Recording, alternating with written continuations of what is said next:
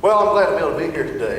Just to give you a little background, my name is Rusty, and I'm from Alabama. I've been a sojourner in Tennessee for the last few years, 13 years now. I tell you, there's a major difference between people in Alabama and people in Tennessee. And here's the difference. In Alabama, we sleep, live, and breathe football. In Tennessee, it's a hobby. They talk about football for 5 months during the year. One thing is they do not want to talk about right now, because except for how, which coaching change they're going through. It's kind of depressing for all the guys up there, but we've suffered through that misery in Alabama before. But in Alabama, it's a lifestyle. I don't know how many of you grew up in Alabama to where you relate to this. Okay, so we got mostly Alabama guys. If you don't know, I want to explain this to you, because I grew up 30 miles from Tuscaloosa. Maybe so I'm a little different than some, but starting in July, you talk about football and the coming season, the schedule, what it's going to be like. August, September, October, November, you of course talk about football. December, if you won the Iron Bowl, you find anyone who's not wearing an Alabama shirt, you figure they must be an Auburn fan because they're ashamed, and you rub it in their face. If they are an Alabama fan, then you just roll tide and you walk on out. But you spend the whole month of December talking about the game. If you lost the game, you spend the whole month of December explaining why you lost the game, who the refs are, what they didn't do wrong. You do research, you find out how they blew a call in the other game, and you do their history, you know everything. Come January, you're talking about bowl season, and then you get into recruiting season, and you start talking about recruiting. National Signing Day comes in February, you're talking about it. You spend all of February and part of March talking about National Signing Day, who your recruits are, what the backgrounds are, what they run the 40s in, and what they do. In April, because you're poor, if you're a minister, you go to Alabama to the A-Day game because it's the one game that you can afford because it's free.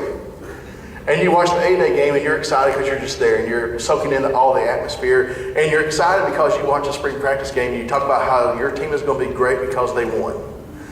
Then you spend May and June as just kind of general time when you just find anyone and you start talking about what the next season is going to be like. It's when Alabama Auburn fans kind of get into it big time with each other. It's the promise of the next year and what it's going to be. So no matter what the schedule is like, you can now talk about it. You wear Alabama clothing everywhere you go. I mean, it's appropriate at all occasions. I mean, Alabama ties, Alabama polos, you got Alabama jacket, it's just natural wear. You can always get away with that, no matter where you're at, what occasion it is. You've probably been to the funerals where people are wearing sports gear.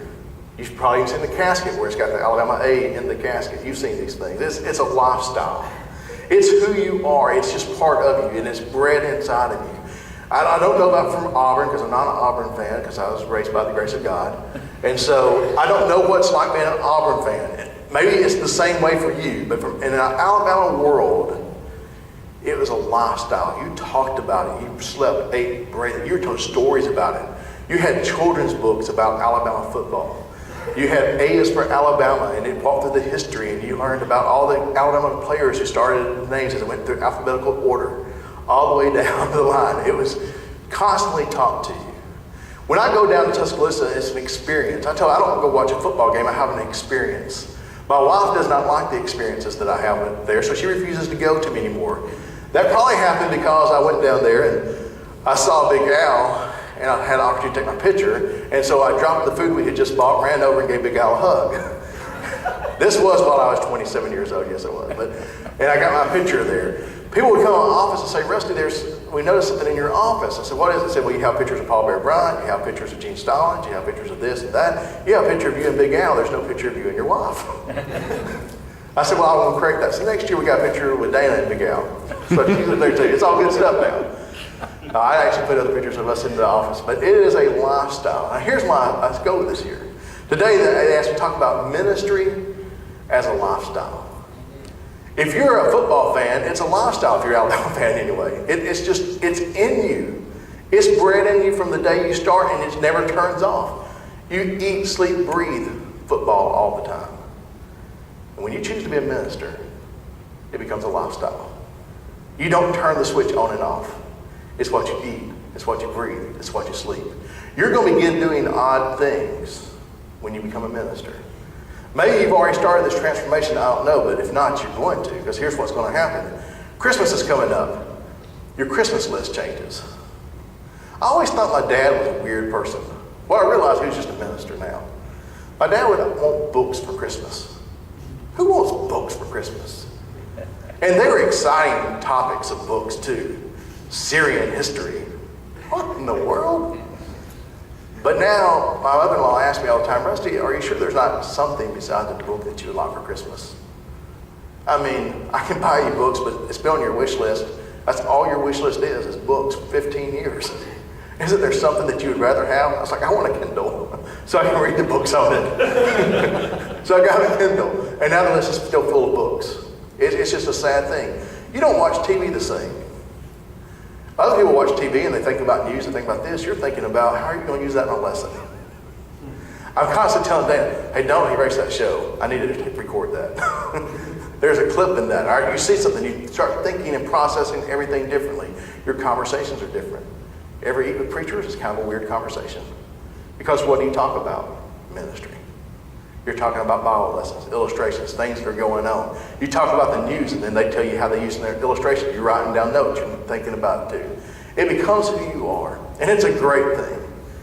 And as you walk in, as you're about to walk into ministry, and for those of us who are in it, I sit around and think about it is such a lifestyle, and you see this throughout the Bible. Because when people got infected by the gospel of Jesus, it just began to be who they were, and everything they did was ministry. They couldn't do anything without ministry being the undertone of what it was. I just want to look in the book of Philippians for just a few seconds today. We're going to look through chapter 1, verses 1 through 9. And these 9 verses, you can see how ministry impacted everything that Paul did. And I want to look at 5 things. You don't have to write these down because they're in the text, so you can just see the words inside the text. Of 5 things that Paul had in his life that just shows, hey, here is the lifestyle of ministry as it permeated everything he did. So we're just going to kind of walk through this. He starts out, this is a letter from Paul and Timothy, slaves of Christ. Let's just stop there. First thing you notice, Paul was always writing people that he came in contact with. We have 14 of the letters. I'm sure there are more. Paul was constantly writing people he came in contact with. If you're going to be a minister, I hope that you'll start now getting used to writing people. You need to write people. You need to write thank you cards. And this needs to be a constant flow of who you are. Hey, thank you so much for helping me with this. Thank you for that. Writing notes of encouragement to people. Hey, I saw how you did that the other day. That was amazing. I'm getting ready to go on a trip tomorrow, and one of the things I'm packing is a deck of 25 thank you cards. Because I'm going to go hear lectures, and some of those lectures are going to be amazing. Some of those lectures are not going to be so amazing. And so I'm going to carry my deck of 25 cards with me everywhere I go. And when I find that lecture that's not so amazing, I want to open up my Bible and make notes. I actually should be writing encouragement cards to people. It's just who we are. People need to hear from you. They need to know who you are and and that you love them, that you care about them, that you're proud of them. It needs to be that overflow. Paul was constantly writing people and letting them know this. You've gotten those letters probably. I keep, one of my guys, he calls his the sunshine folder. My wife puts all her notes on a big ring, and she calls it her ring of blessings. And it's just the letters that people have written you that tells you, hey, I love you and appreciate you.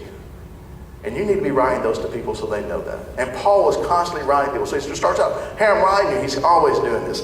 He goes on down in verse 3. Every time that I think of you, I give thanks to my God. I always pray for you. And I make a request with a heart full of joy. Paul was always praying for people. And he let them know it. I know we pray for people. We also need to let them know that we're praying for them. I have cards that I've had made up, and it just says, I said a little prayer for you. I thought it was cute because of the song, but that's what's on the front of the card. And I just write those cards out to people occasionally. Just to let them know, I'm praying for you. And I want you to know it. I tell people all the time, I love when people want to pray with me. I have people that I met at Heritage that I still call and say, hey, can we just pray together? We prayed together a lot in college, and there's something about having someone pray for you that's just a blessing in your life. I didn't grow up doing that. It's still a little different for me at times. I've been blessed with a wife who it's become very natural for her. But we need to become people who just pray with people. And when they verbally hear us praying for them. I imagine that Paul constantly prayed with people one-on-one. And then when he wasn't with them, he told them, hey, I am praying with them. Hey, sent somebody a text and just said, hey, I'm thinking about you today, and I'm going to be praying for you. What can I pray about? It's a great conversation starter. I tell kids all the time when we get them off in kind of one-on-one situation, we're just sitting around talking. I tell them, this week I'm going to be praying for you. What is one thing that you want me to join your prayers with and asking God for? And then they'll tell me something. A lot of times they stammer around, but they'll finally usually tell me something. And it's a great conversation lead in the next time I see them. But we need to be praying for people. And when your lifestyle is ministry, you're going to constantly be finding opportunities to pray for people. Paul did it all the time. And then he goes down, we're going to skip on down to verse 6. He says, I'm sure that God who began the good work within you will continue this work until it's finally finished on that day when Christ Jesus comes back. This is one of the greatest verses for youth ministers. If you want to do youth ministry, you need to memorize this verse. So here's what this verse says to me. Thank God he's not done with that kid yet. Some of you are going to need this verse because I'm imagining that where you go to, you're going to find that member. Larry, have you met that member? He's the one that, you don't have to say their name. You know, who will say, oh, you know that person. Oh, yeah. There's people, there are parents at our church, and you wouldn't believe this. We have a parent in our church who we don't ever have to call their name. We just have to say, well, you know who they are. And everybody does. We have that kid in our youth group. Everybody knows that kid. No one ever has to even call their name out. They can say, what went wrong? Yes. Oh, that kid. That's what happened. What happened over here? That kid. Oh, yeah. We know who they are. Here's the great news. God's not done with them yet. He's not done with me yet. He's not done with you yet. The great news is that God's grace is so good. And we need to be dispensers of God's grace. We need to remember constantly to ourselves, God's not done with us yet. That person may be your thorn in the flesh. Just dispense more grace. I tell you, I remind myself of that constantly. When I meet that person, I just tell myself, boy, they just need God's grace. They may not even realize it, but that's what they need. I need it. They need it. They just need a little more of it. I need to be a dispenser of that grace. And God's not done with us yet.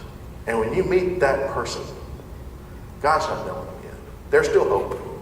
They got time to change. They're going to get better. God's still working on them. They just need a little more grace.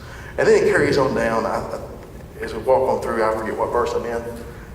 Verse 7. I wish you kind of read through this. Actually, verse 8 is where I'm going to look at. He tells in verse 7 though, it is right that I should feel as I do about you. For you have a very special place in my heart. We have shared together the blessings of God, both when I was in prison and when I was out, defending the truth and telling others the good news. And God knows how much I love you and how I long for you with the tender compassion of Christ Jesus. We need to develop a life where we can tell people, I love you. I didn't do this growing up. I tell my parents I love them. I didn't tell a lot of other people that. It was very unnatural to begin with. I think anything that we're not used to doing is unnatural and it's kind of odd. I remember the first time I tried to tell someone I loved them, I just was sitting there, it's kind of like, I don't even know how to do that really. I mean, because I confuse love. It's kind of like, I love my mom and dad, I don't know that I love you like that. And so I had a hard time just telling them that. But as I started doing it more often, I've gotten to where it's just natural. I rarely ever I'm around kids when I don't tell them I love you. Every time they come in the door, I give them a hug. I'm a hugger. I'm a big hugger. When they come in and give them a hug, I always just whisper in their ear, man, I love you. We need to be people who tell them. Paul did this. And this was a man. This was a guy who could endure more than I could endure. I think I would die after one stoning. I'm not tough. I'm not weathered. I'm a softie. I sit in an office a lot. I'm not a weathered, rough, rugged man like Paul. Shipwreck, I would drown. I can't swim. I can doggy paddle. I'm not going to endure a shipwreck. And here's a man of a man. But he had no problem telling people I love you. Writing it in letters. We need people who just let people know, hey, I love you. Man, I'm proud of you. I care about you. And it just needs to be a daily part of our life because everybody needs to know that they're loved. I love when kids tell me I love them. I'll kid some of them. I tell them we have I love you therapy. I have one of our kids and I tell them, we need some I love you therapy. And because she's not used to saying I love you, and so I'll just be like, I love you. And she'll, I'm like, you didn't hear me. I love you. Well, I just sit there and harass them, be like, we're not going anywhere until you say it back. Why? Because you need to get used to saying it to other people as well. Because people need to know that you love them. And we do this, and now it kind of becomes a joke with a lot of kids. Now I say, I love you, and that little shy girl, whatever, like, I love you too. It's like, okay, that's all I need to know. But they need to know that you love them. And we need to be telling our members that all the time. And then in verse 9, it says, I pray that your love for each other will overflow more and more, and that you will keep on growing in your knowledge and understanding. Basically, Paul casts vision for people in their life. It says, my hope for you is this. We need to constantly cast vision for people. I think in youth ministry, this is critical. Constantly telling kids, you know what, I believe that God is going to do something amazing in your life. I see leadership potential. And I hope that you're going to use moments that you have to lead. Of telling them, I see you being a person who can do this. You're going to have leaders in your church. You're going to have people in your church you're going to see great potential in. It could be someone who has a great gift at art where you just tell them, I see that you can do something great for God with this gift. And I hope that you're going to take some time and opportunity to develop that and do something amazing with it. I hope that just cast that vision of what you believe in them to be. I take kids off when they're in 6th grade and tell them, here's what I've noticed about you. I notice you have a power of influence. And I hope that you're going to use those moments to influence people for God. Because I know one day you have the potential to be the leader of this youth group. You're in 6th grade now, but I noticed that you are the person that everybody kind of looks to. I hope that you'll take that opportunity to be it. You have the kid to say, you know what? You're the one that's just so loving. You have a gift of love. Man, I hope that you use that gift. There are a lot of people here at our church who don't feel loved. I hope that you'll use your gift and your passion to go out and tell them that they're loved and that you'll show it to them. Cast vision for people. Paul was constantly doing this. I think what we can just see in these first 9 verses of Philippians, we went through, we'd find so much more, is ministry was a lifestyle of Paul. It was something that was just such a part of him that even writing an introduction to a letter, we see him doing so many things. I imagine this was just his constant conversation to people. He was constantly staying in contact with people. We can do it so easy today through text and other things. Constantly praying for people and with people. He's constantly sitting around letting people know that he cared about them, that he loved them. He constantly dispensed grace and constantly cast vision and letting people know, I know God's going to do great things in your life. Guys, as we sit out and launch out in ministry, it's going to be a part of who you are. And I hope you'll just think about these things. As you read through the Bible, think about what was it that made these guys great. How can I incorporate it into my life? How can I bless others as I live a life of ministry? Thank you so much. And I tell you, just so proud of you guys for what you're doing and proud of all the teachers here. I know they've been such a blessing in my life. I couldn't say enough of how many moments I have just constantly, even the battle wound scars of the hard classes by Jim Smith and Corey Roper, where now, at that time, I thought they were crazy, and now I sit around and think they're just brilliant. And just appreciate those guys who invested in my life, and appreciate you guys as you're starting out to invest in the life of others so much.